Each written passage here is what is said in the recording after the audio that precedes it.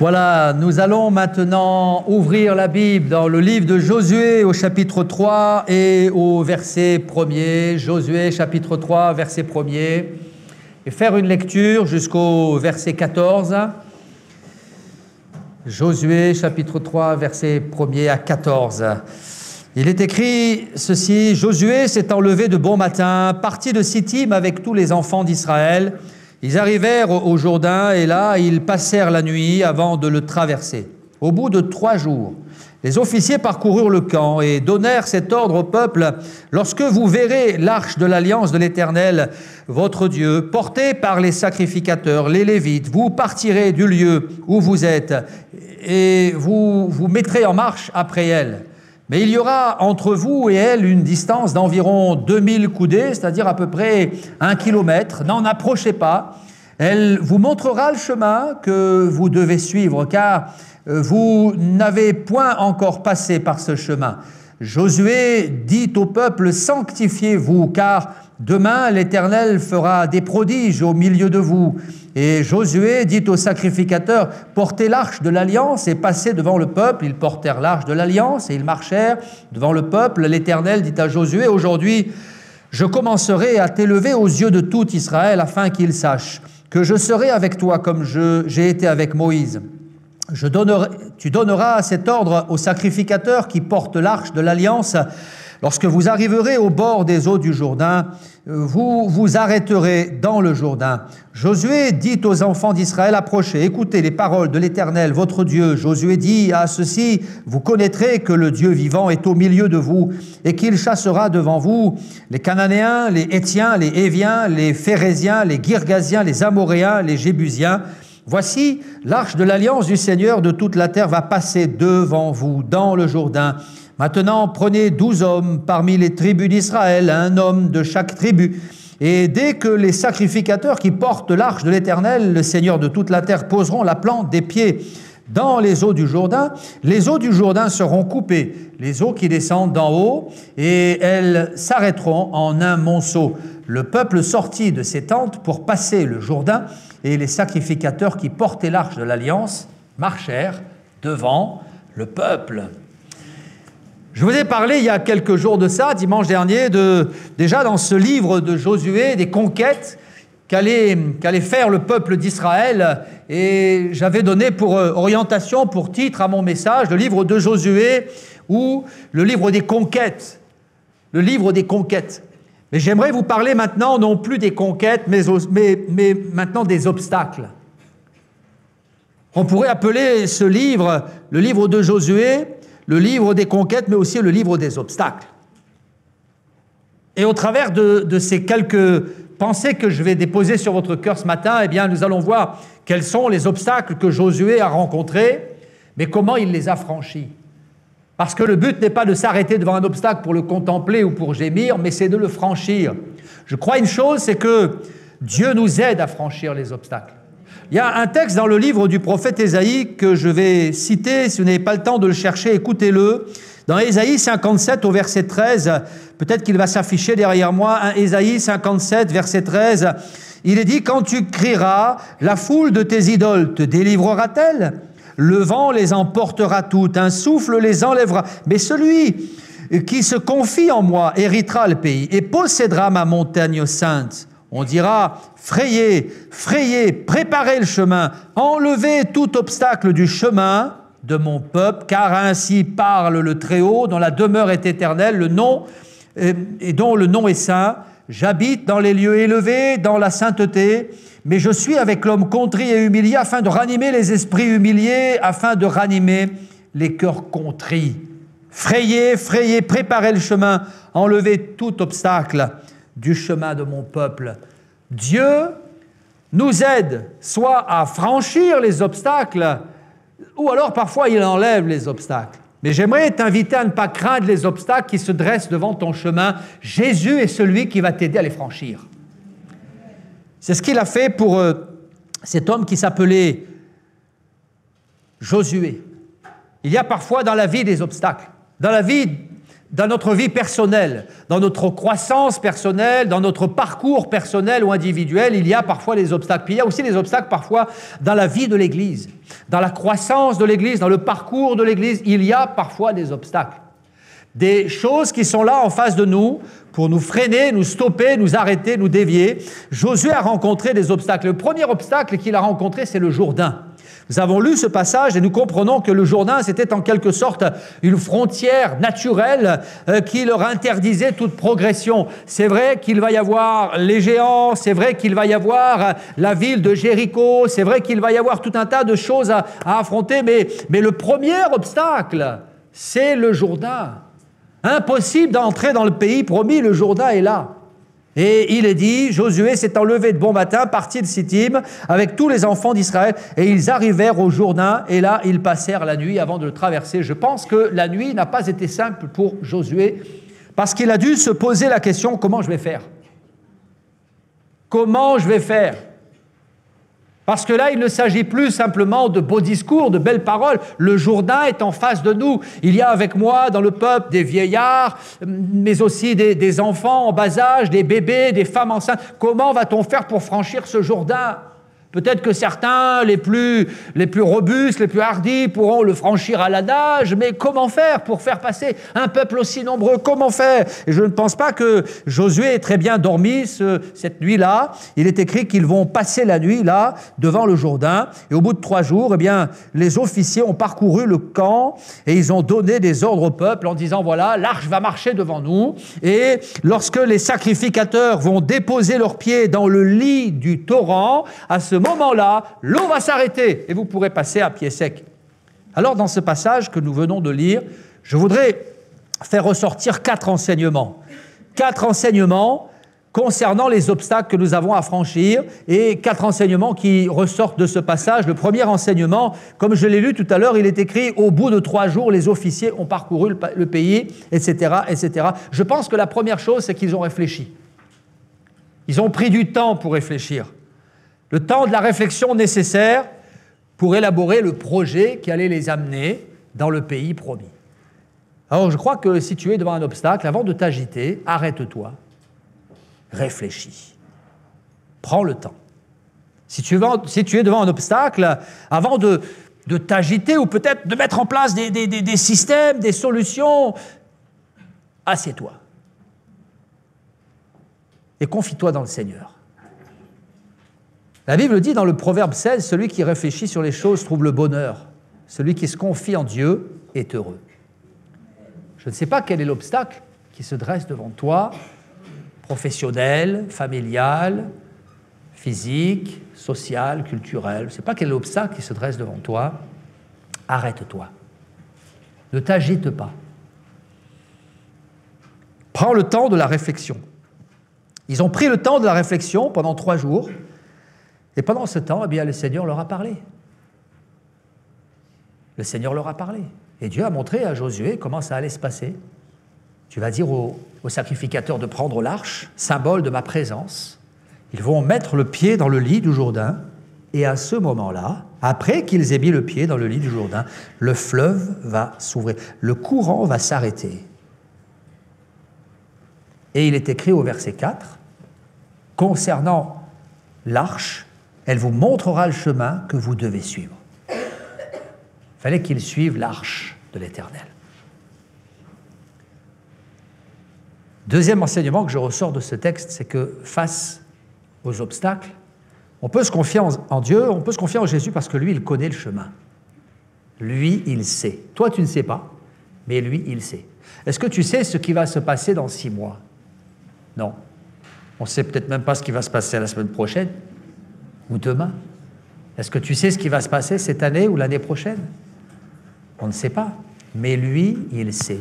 Il connaît le meilleur des chemins. Voilà, le message, c'est que l'arche va marcher devant vous. Alors, suivez cette arche. Suivez cette arche, elle vous montrera le chemin. C'est un message rassurant que Dieu délivre à Josué et au peuple, un message apaisant, un message tranquillisant. Peut-être qu'ils étaient là angoissés. Bien, le Seigneur va les tranquilliser. Il y a beaucoup de gens qui ont besoin d'être tranquillisés. Alors notre tranquillisant à nous, c'est de suivre Jésus. Je sais qu'il connaît le chemin, moi je ne sais pas quel est le chemin, mais Jésus a dit, je suis avec vous tous les jours et jusqu'à la fin du monde. Et il est là, il était là. Alors ils le suivaient de loin, ils ont dû laisser certaines distances entre l'arche et eux, mais ils le voyaient et ils savaient qu'ils pouvaient suivre l'arche. Troisième enseignement qui ressort de ce texte, c'est au verset 13, au verset 7, pardon. Verset 7 nous dit, c'est l'Éternel qui parle à Josué, qui lui dit « Aujourd'hui, je commencerai à t'élever aux yeux de tout Israël, afin qu'il sache que je serai avec toi, comme j'ai été avec Moïse. »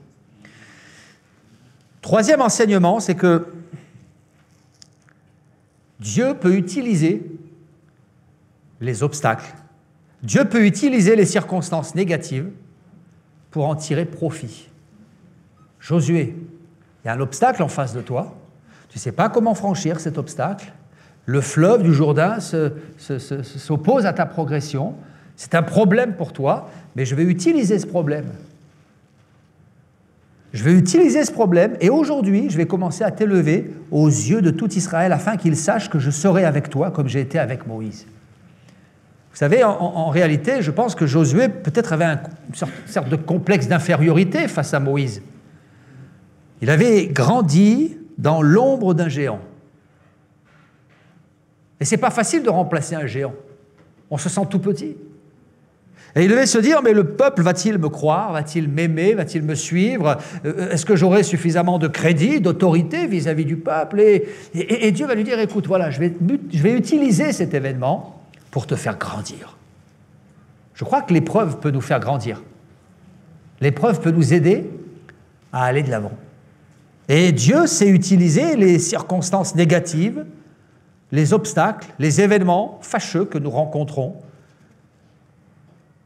pour nous aider à grandir. Et si tout te semble négatif, il y a du positif. Dieu va te le montrer. Amen. Dieu va te le montrer. Au travers de cet événement, eh bien, en réalité, au travers de cet événement, Josué allait gagner en autorité. Cet événement allait lui donner du crédit aux yeux du peuple. Dieu peut se servir des événements négatifs et des obstacles. Et puis, il y a un autre enseignement, c'est le verset 13 qui nous dit ceci. « Dès que les sacrificateurs qui portent l'arche de l'Éternel, le Seigneur de toute la terre, poseront la plante des pieds sur les eaux du Jourdain, les eaux du Jourdain seront coupées. » Vous avez remarqué qu'ici, il est écrit qu'il a fallu, ou il fallait, que les sacrificateurs posent leurs pieds dans les eaux tumultueuses du Jourdain. Et à partir de là, il y a un mécanisme qui allait être enclenché, c'est un mécanisme miraculeux, les eaux du Jourdain allaient s'arrêter. Personnellement, si j'avais pu discuter avec le Seigneur, j'aurais dit au Seigneur, écoute, ça serait mieux si les eaux tumultueuses du Jourdain pouvaient s'arrêter avant et qu'après, moi, je commence à marcher. Mais ce n'est pas comme ça que le Seigneur fonctionne. Le Seigneur a dit, d'abord tu vas poser ton pied dans les eaux tumultueuses du Jourdain, puis après les eaux vont s'arrêter.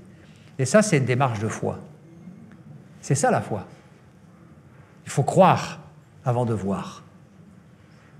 Jésus a dit à la sœur de Lazare, si tu crois, tu verras la gloire de Dieu. Beaucoup disent, quand je verrai, je croirai. Et Dieu dit, si tu crois, tu verras. Le Seigneur a dit à Pierre qui était dans la barque, viens. Et il a fallu qu'il franchisse la barque et qu'il marche sur l'eau pour constater qu'il y avait un miracle. Et ce jour-là, il a fallu que les sacrificateurs posent leurs pieds dans les eaux tumultueuses du Jourdain, comme pour prendre possession de la promesse de Dieu. Et là, les eaux se sont arrêtées. Ça, c'est une démarche de foi. Alors, si tu es en face d'un obstacle, je voudrais t'inviter à marcher par la foi. Avance avant que le fleuve ne s'ouvre. Et tu vas voir qu'il va s'ouvrir. Ça, c'est la foi positive, la foi qui croit, la foi qui s'empare, la foi qui triomphe. Jésus a parlé de cette foi. Et il a dit, si vous aviez la foi comme un petit grain de sénévé, vous diriez à ce sycomore, déracine-toi et plante-toi dans la mer. Un sycomore, c'est un arbre, ok, mais c'est aussi un figuier. C'est une sorte de figuier. C'était figuier de l'époque, comme ça qu'on appelait sycomore. Et là, la Bible nous dit, si vous aviez de la foi comme un grain de sélevé, vous pourriez dire à ce sycomore, déracine-toi et plante-toi dans la mer. Un jour, j'ai essayé de déraciner un figuier. Eh bien, je peux vous assurer que j'ai transpiré. C'est un figuier qui était là et qui ne portait pas de fruits depuis plusieurs années et qui prenait beaucoup de place, qui attirait des guêpes. J'ai dit, celui-là, je vais l'enlever. Alors, je me suis retroussé les manches et quand j'ai vu les racines, eh bien, j'ai beaucoup bataillé pour déraciner ce figuier. La Bible nous parle de la foi qui est capable de déraciner le figuier. Quel est ce figuier qui est enraciné dans ta vie et dont tu n'arrives pas à te défaire? Quel est ce figuier? Quel est ce sycomore? Et foi en Dieu. C'est lui qui va l'arracher. C'est lui qui va l'enlever. Mais il faut que tu prononces cette parole de foi. Vous diriez à ce sycomore, déracine-toi et plante-toi dans la mer. Et cela arriverait. Alors, il a fallu que les hommes qui portaient l'arche de l'Alliance et la foi, et là, eh bien, ils ont posé la plante de leurs pieds dans les eaux tumultueuses du Jourdain, et le Jourdain s'est ouvert. Et ils ont compris le principe de la foi qui croit avant de voir. Et des sycomores, il y en aura d'autres, des Jourdains, il y en aura d'autres dans la progression du peuple, les Cananéens, les Hétiens, les Éviens, les Phérésiens, les Girgasiens, les Amorésiens, les Jébusiens, 7 nations, 7 peuplades qu'ils allaient devoir chasser de ce pays. Il y a des choses que tu dois chasser de ta vie et qui te paraissent, eh bien, peut-être énormes, mais j'aimerais t'inviter à marcher par la foi. À chaque jour suffit sa peine. Un peuple après l'autre, un sycomore après l'autre, un obstacle après l'autre. Marche par la foi et Dieu va déraciner tes sycomores. Dieu va ouvrir le fleuve du Jourdain qui se dresse devant toi. On peut dire amen à cette parole, oui, parce que c'est vrai, on le croit. Nous avons fait l'expérience déjà. Nous en avons fait l'expérience. Et c'est ce qui va se passer. Un premier obstacle va être franchi, c'est le Jourdain. Puis il va y avoir un deuxième, pas des moindres, Jéricho. Ils n'ont pas eu le temps de souffler qu'ils se sont retrouvés en face de Jéricho. À peine le Jourdain passé, ils vont arriver à Gilgal et là, ils vont voir cette ville de Jéricho, impressionnante. Le chapitre 2 nous parle de Jéricho. Josué, fils de Nun, fit partir secrètement de Sittim 2 espions en leur disant « Allez examiner le pays, en particulier Jéricho ». Et lorsqu'on bascule au chapitre 6, il est écrit « Jéricho était fermé, barricadé, devant les enfants d'Israël. Personne ne sortait, personne n'entrait. » C'était une ville prison.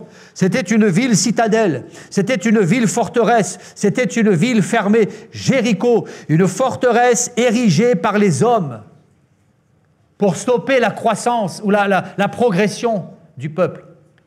Le premier obstacle, c'était un obstacle naturel, le Jourdain. Le deuxième obstacle était un obstacle érigé par les hommes, Jéricho. Il y a des obstacles naturels dans la vie. Des événements qui font partie de la vie, la maladie, le veuvage, le deuil, des obstacles qui font partie de la vie. Et puis il y a aussi parfois des obstacles qui ressemblent à Jéricho, la ville, la forteresse, l'obstacle érigé par des hommes. Il y a des hommes qui te mettront des bâtons dans les roues. Il y a des spécialistes. Il y a les spécialistes des pots de banane. Dès que ça commence à aller bien, il y a quelqu'un qui va sortir une peau de banane et qui va le mettre sur ton chemin. Vous connaissez les gens comme ça?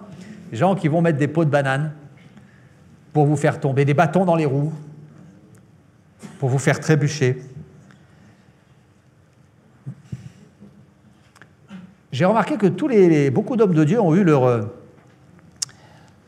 pot de banane. Vous savez, des gens qui étaient là à leur côté pour leur mettre des bâtons dans les roues.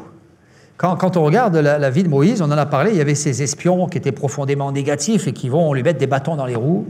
Quand on regarde Paul, il a eu aussi ces bâtons dans les roues avec ces soi-disant chrétiens qui étaient dans son environnement social et qui lui mettaient des bâtons dans les roues. Il en parlera comme étant des faux frères. Des faux frères, les ennemis de l'intérieur. Les ennemis de l'intérieur. Lutte au dehors, crainte au dedans, dira Paul, en parlant de ces hommes qui lui mettaient des bâtons dans les roues. Et puis, quand on regarde la vie de Daniel, Daniel, vous savez qu'il a lui aussi eu les bâtons dans les roues de la part de ses hommes qui étaient autour de lui, les 120 satrapes. Daniel a été jalousé. Pourquoi? Parce qu'il réussissait. Il réussissait, alors ça a fait grincer les dents les autres satrapes parce qu'ils auraient bien voulu prendre sa place. Alors ils ont essayé de trouver quelque chose dans sa vie privée, mais comme ils n'ont rien trouvé, ils ont inventé un stratagème pour le faire tomber. Et Daniel a eu ses bâtons dans les roues. Quand on regarde Joseph, lui aussi, il a eu ses bâtons dans les roues. De la part de ses frères, les frères de Joseph étaient des hommes impitoyables, jaloux, querelleurs, méchants, violents, et il a eu des bâtons dans les roues. Alors parfois on aura des bâtons dans les roues, on aura des obstacles qui seront les obstacles naturels, mais on aura aussi des obstacles érigés par les hommes. Jéricho, c'était une citadelle qui avait été montée de toutes pièces par les hommes pour stopper la progression du peuple d'Israël. Et la question que je me suis posée, c'est comment ces murailles de Jéricho sont-elles tombées ? Comment ces murailles sont-elles tombées? Est-ce que Josué a inventé une machine ultra sophistiquée? Non, non, pas du tout. Est-ce qu'ils ont mis en place un long siège qui a duré des années jusqu'à ce que la ville soit affamée et qu'elle ouvre ses portes? Pas du tout. Est-ce qu'ils auraient introduit peut-être un cheval de Troie à l'intérieur pour... Non, non, non, non, non, non, rien de tout cela.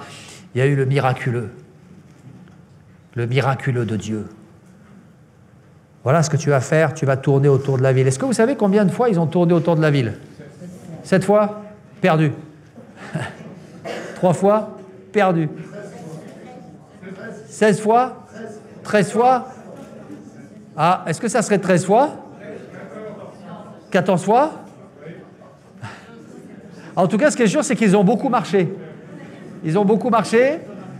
Ils ont tourné, on va faire les comptes, ils ont tourné une fois autour de la ville pendant 6 jours. Ça fait 6 fois.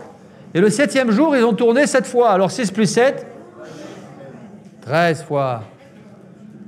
Et au bout de 13 tours, ils ont brandi les trompettes et la muraille s'est écroulée. Drôle de stratagème, drôle de stratégie. Mais c'était la stratégie de Dieu. Alors quand des personnes nous mettent des bâtons dans les roues, peut-être ton mari qui n'est pas converti, qui te dit « il ne faut pas que tu ailles à l'église parce que c'est une secte », peut-être tes enfants qui te disent « mais il ne faut pas que tu ailles à l'église », ou alors « pourquoi tu lis ta Bible », ou alors « ça ne sert à rien la foi », peut-être tes collègues de travail. Eh bien, face à des situations, des barrières érigées par les hommes, eh bien, je t'invite à faire confiance là aussi au Seigneur. Les murailles vont tomber. Ne t'affole pas, ne t'agite pas. Le son de la trompette va bientôt retentir. Dans le Proverbe 16, il est dit « Quand Dieu approuve les voies d'un homme, il dispose favorablement à son égard, même ses ennemis. » C'est un beau texte que j'ai souvent lu et chéri. Quand Dieu approuve les voies d'un homme, il dispose favorablement à son égard, même ses ennemis. Je vais m'occuper de tes ennemis, Josué, je vais m'occuper de ces murailles, elles vont bientôt tomber, ne t'en fais pas, ne t'en fais pas. Et les murailles sont tombées. Mais, avant cela, il a fallu aussi qu'il franchisse un 3e obstacle. On va lire dans le livre de Josué, au chapitre 5. On retourne dans notre livre au chapitre 5. Avant la conquête de Jéricho, il est dit au verset 2, « En ce temps-là, l'Éternel dit à Josué, « Fais-toi des couteaux de pierre et circoncis encore une fois les enfants d'Israël. » Alors Josué se fit des couteaux de pierre et il circoncit les enfants d'Israël sur la colline d'Aralot.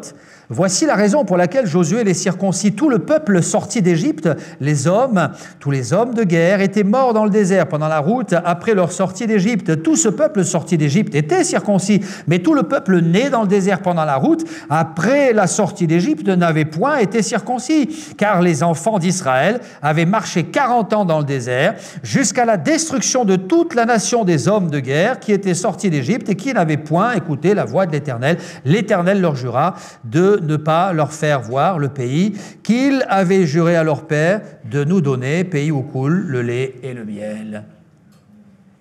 3e obstacle, c'était la circoncision.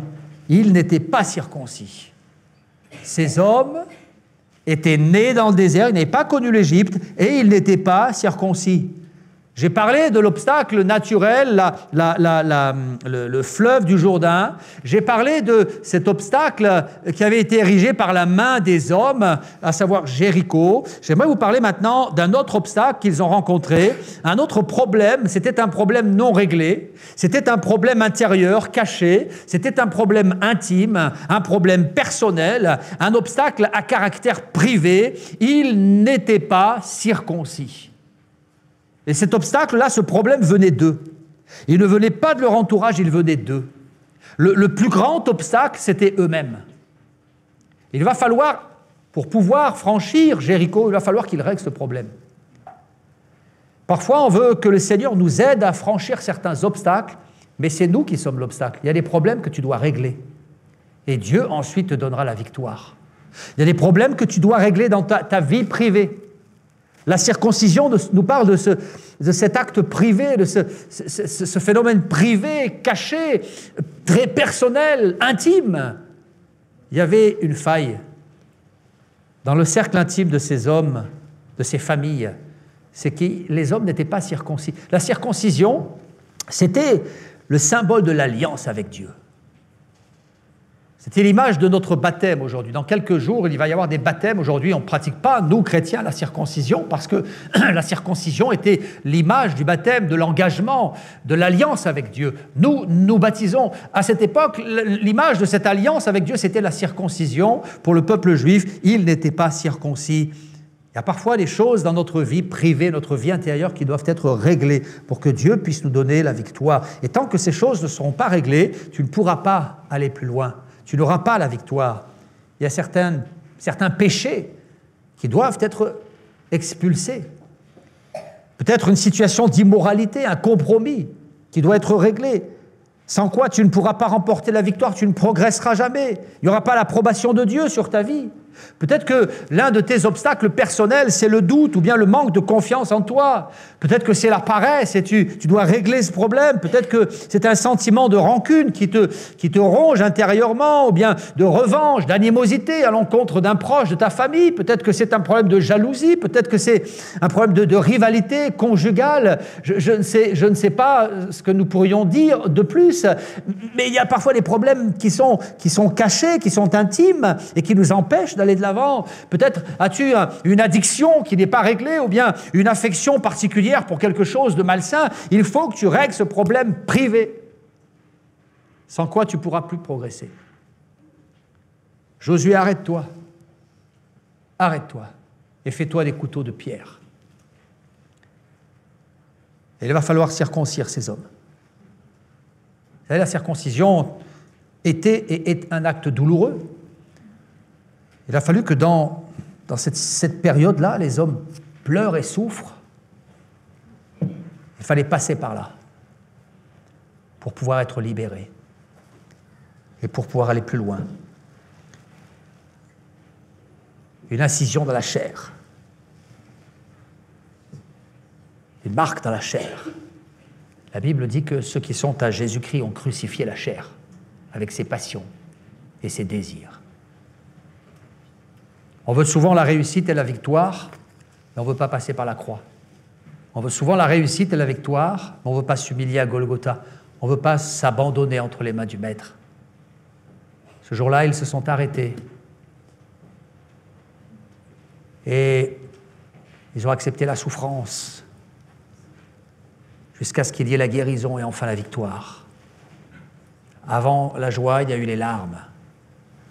Il faut qu'aujourd'hui, tu passes par la croix et que tu règles ton problème, sans quoi tu ne pourras plus progresser. Et je voudrais faire une parenthèse à ce sujet.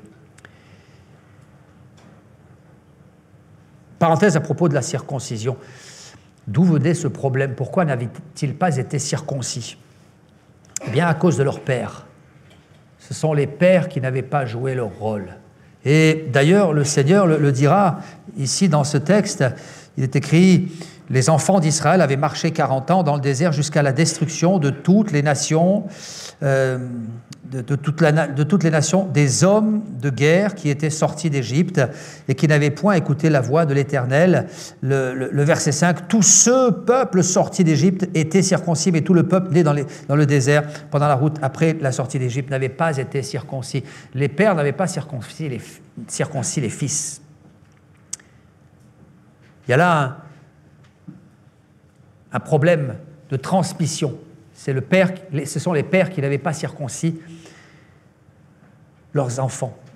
Ils étaient beaucoup trop occupés à se révolter contre Moïse, beaucoup trop occupés à chercher le moyen de retourner en Égypte, et ils n'avaient pas joué leur rôle de père. Il y a là un problème de transmission, une absence de transmission. Ils n'avaient pas transmis le commandement divin, l'ordre divin à leurs enfants. Et ce texte nous parle de la démission des hommes. La démission des hommes. Je lisais ce matin encore le chapitre 4, il est dit que lorsque le peuple d'Israël a franchi le Jourdain, Dieu leur a dit ceci, vous allez prendre 12 hommes. Et ces 12 hommes, ils vont se charger d'une pierre, une grosse pierre, et quand le fleuve sera ouvert, eh bien, ils vont déposer ces pierres au milieu du Jourdain. Et quand vous serez au milieu du Jourdain, ces hommes en prendront 12 autres. Ils prendront des pierres qui sont là au milieu du Jourdain. Et ils les déposeront de l'autre côté du Jourdain sur la terre sèche. Et vous érigerez un monument avec ces 12 pierres. Et c'était un peu surprenant, mais il est écrit ceci dans Josué au chapitre 4, verset 20. Josué dressa à Gilgal les 12 pierres qu'ils avaient prises du milieu du Jourdain. Il dit aux enfants d'Israël, lorsque vos enfants demanderont un jour à leur père, que signifient ces pierres? Vous en instruirez vos enfants et vous direz, Israël a passé ce Jourdain à sec. Vous avez remarqué, lorsque les enfants demanderont à leur père, pas à leur mère, mais à leur père, à leur père.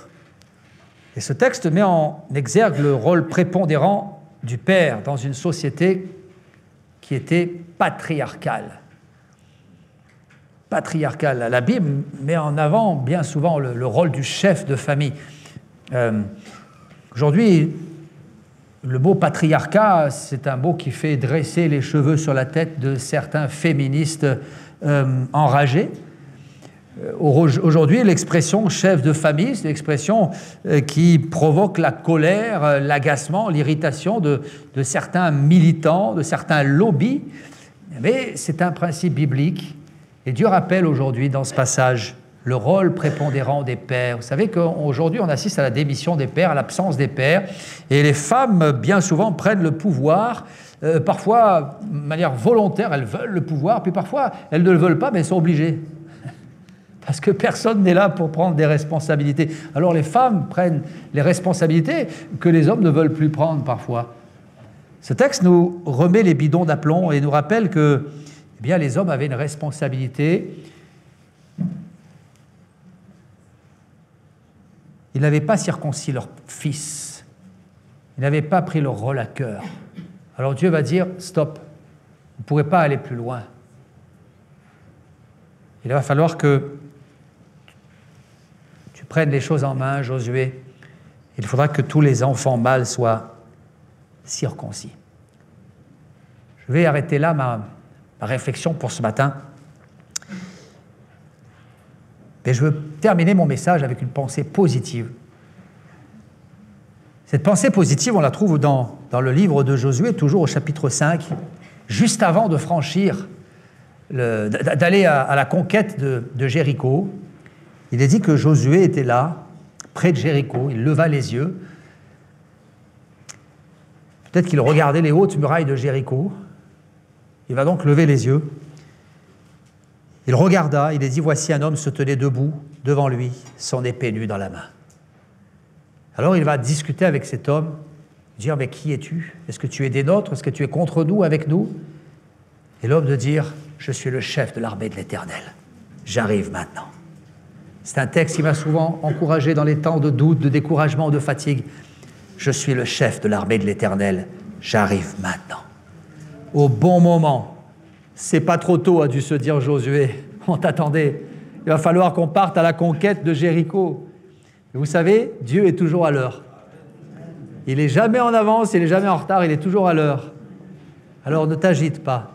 Le chef de l'armée de l'Éternel est à tes côtés et c'est lui qui va faire tomber tes murailles. Jésus a dit, je suis avec vous tous les jours, jusqu'à la fin du monde. Et si les murailles ne tombent pas, alors il te donnera le pouvoir de les franchir. David a dit ceci dans 2 Samuel 22, après que le Seigneur l'ait délivré de Saül et de tous ses ennemis, il dira, avec toi, je me précipite sur une troupe en armes, avec toi, je franchis une muraille. Alors si la muraille ne s'écroule pas, tu vas avoir la force de la franchir. Parce que Dieu est avec nous. Jésus est dans notre cœur, dans notre camp. Alors, merci au Seigneur. Merci pour ces obstacles et merci pour la force que tu vas nous donner pendant cette année de franchir les obstacles. On va courber nos fronts et on va ensemble prier en remerciant le Seigneur et lui dire, Seigneur, tu vois tous les obstacles que nous avons et qui se dressent devant nous. Nous ne sommes pas dans la crainte et nous voulons refuser la crainte, mais au contraire, nous voulons nous placer dans la confiance parce que nous savons que tu es avec nous, Seigneur, comme tu l'as promis dans ta parole, aujourd'hui et jusqu'à la fin du monde. Merci parce que tu vas nous aider à tirer leçon de nos obstacles aussi et nous permettre non pas de nous arrêter, mais de triompher, d'aller de l'avant. Aide-nous aussi, Seigneur, à régler nos problèmes personnels. Aide-nous à extirper le péché de nos vies, les compromis. Aide-nous, Seigneur, à crucifier la chair comme tu l'as dit dans ta parole. Seigneur, nous ne voulons rien garder en nous qui te déplaise et qui nous amène à ralentir notre marche. Mais nous voulons mettre devant toi tous nos problèmes, nos faiblesses, et te demander de nous porter secours, Seigneur, afin que nous puissions aller de l'avant, quoi qu'il en coûte. Amen.